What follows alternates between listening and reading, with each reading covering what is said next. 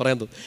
പ്രാർത്ഥിച്ചിങ്ങനെ, ഈശോ എനിക്ക് photo frame ചെയ്യണം, ഈ ഫോട്ടോ ഫ്രെയിം ചെയ്ത് എനിക്കൊരു രൂപക്കൂട്ടി വെക്കണം, ആ രൂപക്കൂട് വെക്കാൻ വേണ്ടി എനിക്കൊരു വീട് വേണം. ഇത് തന്നെയാണ് അപ്പനും അമ്മയൊക്കെ ഇങ്ങനെ പ്രാർത്ഥിച്ചുകൊണ്ടിരുന്നത്. പക്ഷേ നിഷ്കളങ്കൻ്റെ പ്രാർത്ഥന മേഘങ്ങൾ തുളച്ച് കയറി. ഞാൻ പ്രാർത്ഥന പറഞ്ഞു കൊടുത്ത വൈദികരിൽ ഒരാളായ ഞാൻ തന്നെ അത്ഭുതപ്പെട്ടു പോയി. സത്യം പറഞ്ഞാൽ ഇതെങ്ങനെ ഇത്ര പെട്ടെന്ന് ഒരു വീട് എത്ര പെട്ടെന്ന് അവർക്ക് കിട്ടുന്നത്? നിഷ്കളങ്കമായ പ്രാർത്ഥന, അതിലപ്പുറത്തേക്ക് ഒരു അത്ഭുതം ഞാൻ കണ്ടില്ല. ഈ കൊച്ചിങ്ങനെ പ്രാർത്ഥിച്ചു, ഫോട്ടോ ഫ്രെയിം ചെയ്യണം, ഫ്രെയിം ചെയ്ത ഫോട്ടോ രൂപക്കുട്ടി വെക്കണം, രൂപക്കൂട് വെക്കാൻ ഒരു വീട് വേണം. സിമ്പിൾ. കർത്താവ് പെട്ടെന്ന് ആ പ്രാർത്ഥന കേട്ടു. വളരെ നിഷ്കളങ്കമായ പ്രാർത്ഥന. പറഞ്ഞേ ഹല്ലേലൂയാ. ശക്തോർ പറഞ്ഞേ ഹല്ലേലൂയാ. ഇതൊരു നിഷ്കളങ്കമായ പ്രാർത്ഥന നമ്മളിപ്പോൾ പറഞ്ഞത്. സങ്കീർത്തനം 90:15 കർത്താവിനോട് ഈ പരാതി മുഴുവൻ പറയല്ല. എന്തിനാണ് അത് തന്നു, ഇത് തന്നു, എന്തിനെന്നെ ഇടിച്ചു, എന്തിനെന്നെ ചതിച്ചു, ഇതൊക്കെ അറിയാമായിരുന്നെങ്കിൽ എന്തിനാ കർത്താവ് എന്നെ അങ്ങോട്ട് വിട്ടതെന്നൊക്കെ ഒരു പരാതിയില്ല.